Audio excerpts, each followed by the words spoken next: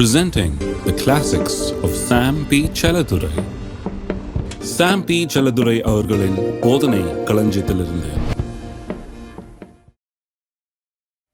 மல்கியா 3ஆம் அதிகாரம் 10ஆம் வசனம். என் ஆலயத்தில் ஆகாரம் உண்டாயிருக்கும்படி தசம பாகங்களை எல்லாம் பண்டக சாலையில் கொண்டு வாருங்கள்.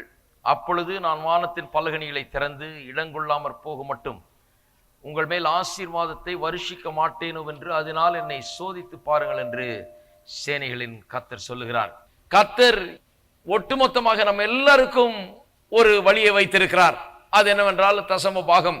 ஒரு சாதாரண ஏழை மாசம் 500 ரூபாய் சம்பாதிக்கிற ஆள்ல இருந்து 50,000 ரூபாய் சம்பாதிக்கிற ஆள் வரைக்கும் எல்லாருக்கும் செழிப்பதற்கு ஒரு வழியை வைத்திருக்கிறார். 500 ரூபாய் சம்பாதிக்கிற ஆள் கூட என்னால செழிக்கிறதுக்கு வழி இல்லைன்னு சொல்ல முடியாது. கர்த்தர் சொல்றார், உனக்கு கூட நான் விதையை கொடுத்திருக்கிறேன், உனக்கு கூட ஒரு கேபிட்டலை நான் கொடுத்திருக்கிறேன். நீ அதை வைத்து ஒர்க் பண்ணக்கூடிய அளவுக்கு, அதை வைத்து உன்னுடைய வாழ்க்கையில முன்னேற்றத்தை கொண்டு வரக்கூடிய அளவுக்கு உனக்கு ஒன்றை நான் கொடுத்து வைத்திருக்கிறேன். நீ அந்த 50 ரூபாயில ஆரம்பி. 500 ரூபான்னு சொன்னா அதுல 400 ரூபாய் கொடுக்க சொல்ல, அதுல 50 ரூபாயில நீ ஆரம்பி. 50 ரூபாயில ஆரம்பித்து அதுல உண்மையும் உத்தமமா இருந்து இதை செய்யும் போது எப்பேற்பட்ட ஒரு பலன் அதுல உண்டாகிறது என்பதை பார்க்கும்போது அநேக தேவனுடைய மக்கள் 90% கொடுக்கிறவர்களா மாறி இருக்கிறாங்க. உலகம் பூராவும் பெரும் பணக்காரர்கள் எல்லாம் இதை அனுபவித்து ருசி பார்த்து 10% ஆரம்பித்து அவர்கள் ஒன்றும் இல்லாத காலத்துல, ஒரு 10 பைசா இல்லாத காலத்துல இருந்ததுல அந்த 10% கொடுக்க ஆரம்பித்து கடைசியில தன்னுடைய வாழ்க்கையின் கோடிகளில் 90% கர்த்தருக்கு கொடுக்கிற அளவுக்கு அவர்கள் முன்னேறி இருக்கிறார்கள். ஆனா எல்லாரும் அந்த 10% தான் ஆரம்பிக்கிறோம். அது ஆரம்பிக்கிறது கர்த்தர் எல்லாருக்கும் ஒரே அளவு கொடுத்திருக்கிறார் பாருங்க. அந்த அளவுல ஆரம்பிங்க, கரெக்டா அதுல ஆரம்பிங்க என்றாரு. இதுல ஆரம்பித்தால் நிச்சயமாக ஒரு பெரிய வெற்றி உண்டாகும் என்று சொல்லுகிறார். இடங்கொள்ளாமற் போக மட்டும் ஆசீர்வாதம் உண்டாகும் என்று சொல்லுகிறார். ஒரு பெரிய ஒரு பிரின்சிபலை வைத்திருக்கார் பாருங்க. இதுக்கு பின்னால இந்த விதைப்பு அறுப்பு பணம் என்கிற வரும்போது தசம பாகத்தின் மூலமாக இதை விதைத்து அதிலிருந்து அறுப்பை எதிர்பார்க்கிறது என்று சொல்லும்போது அதுல ஒரு பெரிய ஒரு பிரின்சிபல் அடங்கி இருக்கிறது. அதுல முதல்ல என்னன்னா, ஒருவன் விதைக்கும் போது அவனுக்குள்ள ஒரு முதலாவது எண்ணம் ஒன்று இருக்கிறது. அது என்ன என்றால், கர்த்தர் தான் என்னுடைய சோர்ஸா இருக்கிறார், ஆதாரமாக இருக்கிறார். நம்முடைய வருமானம், நம்முடைய வேலை நம்மளுக்கு மீன்ஸ் தான். வருமானம் அங்கிருந்தா வருதுன்னு அர்த்தம் இல்ல, இந்த வழியா வருது, அவ்வளவுதான். சோர்ஸ் யாரு? கர்த்தர். கணவர் அல்ல வருமானத்துக்கு சோர்ஸ், கர்த்தர் வருமானத்துக்கு சோர்ஸ். கணவர் மூலமா அனுப்புறாரு. வேலையல்ல வருமானத்துக்கு சோர்ஸ், கர்த்தர் தான் வருமானத்துக்கு சோர்ஸ். வேலையின் மூலமா வருமானத்தை கொடுக்கிறார். ஒரு விதைக்கும் போது, அதாவது பணத்தை எடுத்து தசமபாகத்தை கொடுக்கும் போது முதலாவது என்ன, கர்த்தர் தான் என்னுடைய ஆதாரம், அவரிடத்திலிருந்து தான் எல்லாம் வருகிறது என்பதை நான் அங்கீகரிக்கிறேன் என்கிற முதலாவது காரியம் அங்கே ரொம்ப முக்கியம். பாருங்க, எல்லாரும் சொல்லுவோம், கர்த்தர் தான் என்னுடைய எல்லா ஆசீர்வாதத்துக்கும் ஆதாரமாய் இருக்கிறார். God is the source of my supply. என்னுடைய எல்லா தேவைகளையும் சந்திக்கிற தேவன் அவர். எனக்கு எல்லாம் தேவையோ அதுக்கெல்லாம் ஆதாரம் அவர்தான். அங்கிருந்து தான் எனக்கு எல்லாமே வருகிறது என்பதை ஒரு மனுஷன் அங்கீகரிக்கிறான். ஒரு விவசாயி எடுத்துக்கொள்ளுங்கள், அவன் போய் நிலத்துல விதைக்கிறான். அவன் விதைக்கும் போது எப்படி விதைக்கிறான்?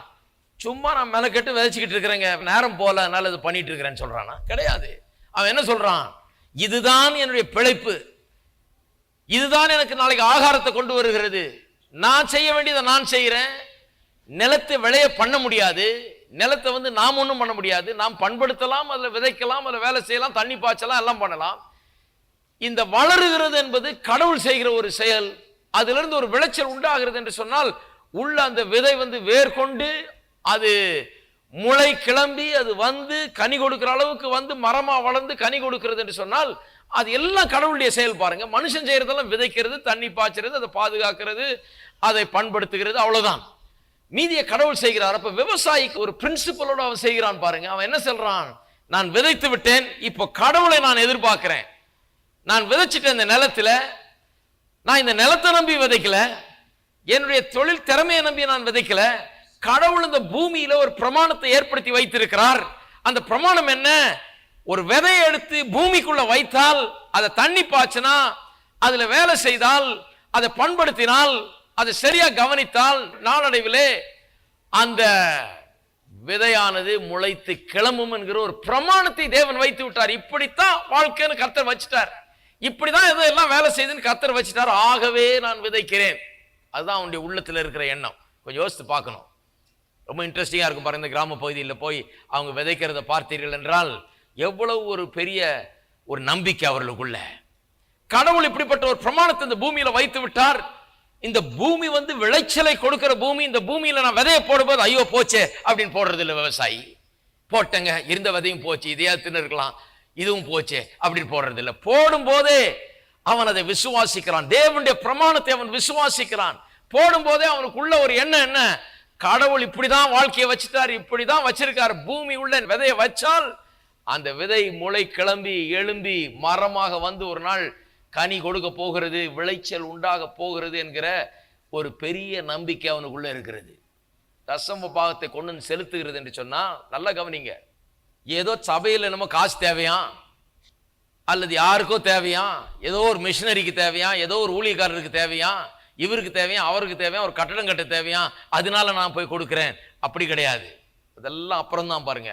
இதை கொண்டு முன்னால வச்சுட்டதுனால தான் வம்பே. இன்னைக்கு நான் சொல்றது போல நிறைய நேரத்தில் ஜனங்க நினைச்சிட்டு இருக்காங்க, பாவம் கர்த்தர் அவர் ஏழை, நம்ம ஏசாமி ஏழைசாமி, அவருக்கு மாட்டு தொழுவத்தில் தானே பிறந்தார், அவருக்கு நம்ம காசெல்லாம் கொண்டு போய் கொடுப்போன்ட்டு அந்த மாதிரி கொடுத்துட்டு இருக்கிறாங்க.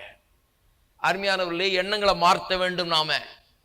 நாம் கொண்டு வரும்போது விதைக்கிற விவசாயியை போல வருகிறோம். தசம பாகத்தை கொடுக்கும்போது எப்படி விதைக்கிறோம், அந்த விவசாயியை ஞாபகம் வைத்துக் கொள்ள வேண்டும். அவன் எதுக்கு விதைக்கிறான்? தன்னுடைய காசு போதேன்ற எண்ணமே அவன்கிட்ட கிடையாது. தன்னுடைய விதைகள் கீழே போடுறமே போயிடுதே அப்படிங்கிற எண்ணமே கிடையாது. இந்த விதை ஒரு பெருக்கத்தின் ஒரு வேறாக இருக்கிறது. இது பெருக்கத்துக்கு இதுதான் ஆரம்பமா இருக்குது. நாளைக்கு நான் நன்றா இருக்க போகிறது, நானும் என்னுடைய சந்ததியும் நாளைக்கு சாப்பிட்டு பிழைத்து சுகித்து நீடித்திருப்பதற்கு இதுதான் வழி, இதுதான் ஆதாரம் என்று சொல்லி அப்படி விதைக்கிறான். அப்ப தசம பாகத்தை கொண்டு வரும்போது எப்படி கொண்டு வரணும், ஒரு விதையை போல எண்ணி கொண்டு வரணும். ஒரு விவசாயி எப்படி கொண்டு நிலத்துல விதையை விதைக்கிறானோ அப்படி என்ன பண்ண வேண்டும், உள்ளத்துல எண்ணி தேவனுடைய பிரமாணத்தை வாழ்க்கை முறையை விசுவாசித்து கர்த்தர் இப்படிதான் வச்சிருக்கிறாரு, இதை நான் விதைக்கிறேன், இது எனக்கு ஒரு பெரிய விளைச்சலை உண்டாக்க போகிறது, இப்படிதான் என்னுடைய வாழ்க்கையில பெருக்கம் ஏற்பட வேண்டும் என்று தேவன் தீர்மானித்து வச்சிருக்காரு. இதுதான் பெருக்கத்தின் ஊற்றாக இருக்கிறது. இதுதான் பெருக்கத்தின் விதை. எல்லாரும் சொல்லுங்க, என்னுடைய தசம பாகம், நான் கொடுக்கிற பணம், நான் செலுத்துகிற காணிக்கை என்னுடைய எதிர்கால செழிப்பு, பொருளாதார நல்வாழ்வுக்கு விதையாயிருக்கிறது. என்னுடைய பொருளாதார நல்வாழ்வு, நாளைய விளைச்சல், இன்றைக்கு என்னுடைய காணிக்கையின் தசம பாகம் அதற்கான விதை. நம்புறீங்களா? அத இதுதான் ஒரு பிரின்சிபல் பாருங்க. God is my source. விவசாயி விதைக்கும் போது அவனுக்கு உள்ளத்தில் இருக்கிறது என்ன, இது கடவுள் நியமித்த ஒரு வழி. நான் நாளைக்கு சாப்பிடணும்னா நான் இன்னைக்கு விதைச்சே ஆக வேண்டும். நான் விதைச்சதுனால இது விளைய போறது இல்ல, நான் ஏதோ என்னுடைய சாமர்த்தியத்தினால் இது விளைகிறது இல்ல. கர்த்தர் ஒரு பெரிய அற்புதத்தை இந்த பூமிக்கு அடியில நிகழ்த்தி கொண்டிருக்கிறார். நான் விதைய வச்ச உடனே கர்த்தருடைய ஒரு சக்தி அங்க கிரியை செய்ய ஆரம்பிக்கிறது. அங்க கிரியை செய்து அந்த சாதாரண விதைய அப்படியே முளை கிளம்பி அதுல கதிர் அதுல தானியம் வர்ற அளவுக்கு ஒரு பெரிய அற்புதத்தை கர்த்தர் அதுல வைத்திருக்கிறார் என்பதை அந்த விவசாயி விசுவாசிக்கிறான். கர்த்தருடைய அற்புதங்களை அவன் விசுவாசிக்கிறான். கர்த்தர் தான் எனக்கு ஆதாரம் என்று நினைத்து அதில் விதைக்கிறான். அதான் முதலாவது காரியம். God is the source of my supply. எனக்கு வாழ்க்கைக்கு தேவையான எல்லாம் கர்த்தரிடத்திலிருந்து வருகிறது. ஒரு விவசாயி அப்படிதான் எண்ணுகிறான், கர்த்தரிடத்திலிருந்து வருகிறது, கடவுள் தான் எனக்கு கொடுக்கிறாரு. எப்படி கொடுக்கிறாரு? நான் விதைக்கிறேன், அந்த விதைக்கிறதுலேருந்து ஒரு அற்புதமான ஒரு விளைச்சலை தேவன் ஏற்படுத்துகிறார். இதுதான் முதல் பிரின்சிபிள்.